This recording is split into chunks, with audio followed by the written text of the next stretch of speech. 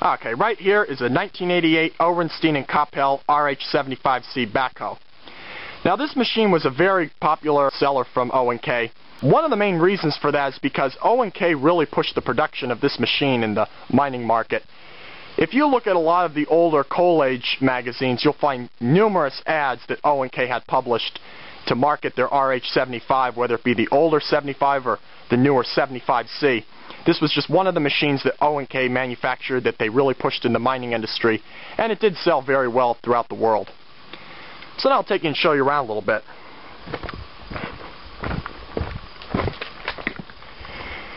Now the RH75 is not a real large machine, whether it be in the shovel configuration or the backhoe as you see right here.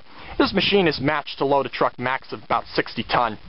It's a 9-yard machine. See your backhoe bucket right here, and twin cylinder up top to move your stick in and out, and a single cylinder on the stick to curl the bucket in and out. And you can see right here your one piece of linkage, your knuckle, to curl the bucket in and out. Right here you can see your drive motors, one on each side, and your hoses which go right underneath into the frame of the crawlers and straight up to connect up to the hydraulic system, which is then how the machine will get its fluid power to power the motors to turn the sprocket, which in turn is how you'll travel the machine. Now I'll take you up on top of the RH75.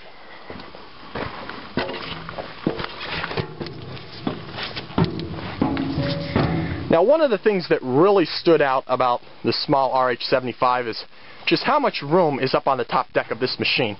As you can see, it's very simple in its design. There's a lot of room on the right hand side. These O&Ks were designed very simple. There wasn't a lot of housing in them. Even the larger RH120C was simple in its design. Just like the D-Mags, the O&Ks became a favorite in the mining industry, and a lot of companies preferred O&K over D-Mag, both German manufacturers of excellent equipment.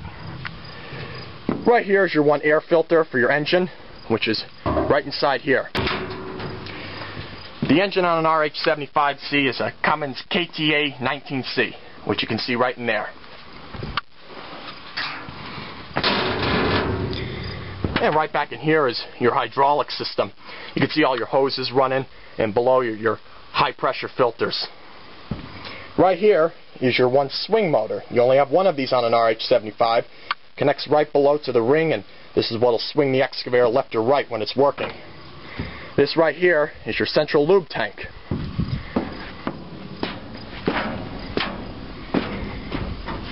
Right here you can see where the boom connects and where all the hoses run out throughout to power the backhoe.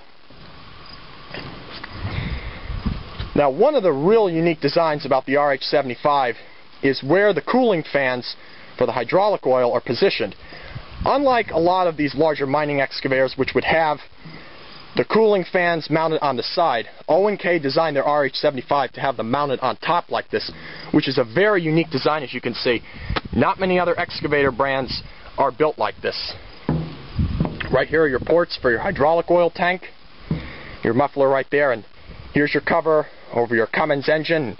The vents you see are to allow air circulation in when the engine's running to keep it cool. Now for the cab. The cab on an RH75 is exactly the same size as what you'll find on the larger RH120C. Both machines have the exact same size cab and same setup, which is what I'm going to show you now.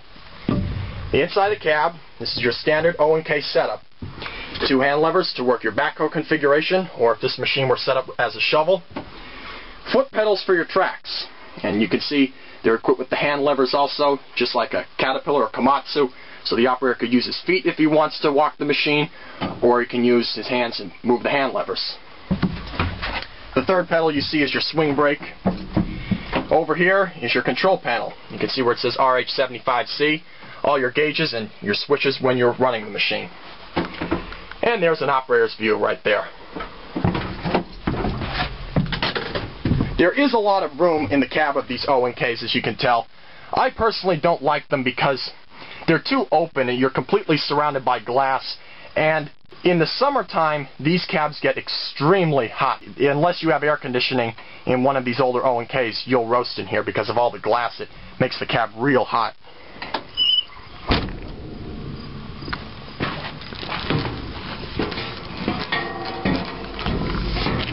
Now, right below the cab, in this compartment, this is a compartment you'll find on a lot of these larger hydraulic mining excavators.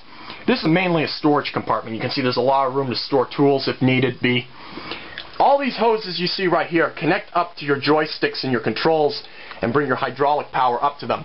An RH75C, just like the larger RH120C and RH200, is all hydraulic over hydraulic control.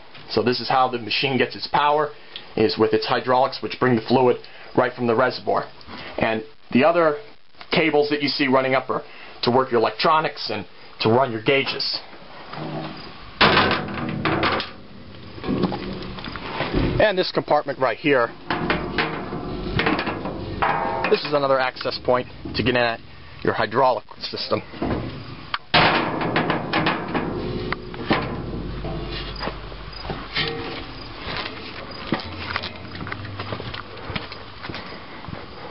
And as I said, the RH75 is not a large machine, whether it be the shovel or the backhoe, but it quickly became a favorite in the mining industry because it was a real good sized machine to load haul trucks of max around 60 ton. You can see your counterweight right there, and on the back where it says O&K. But there she is, a 1988 Ornstein and Cappell RH75C.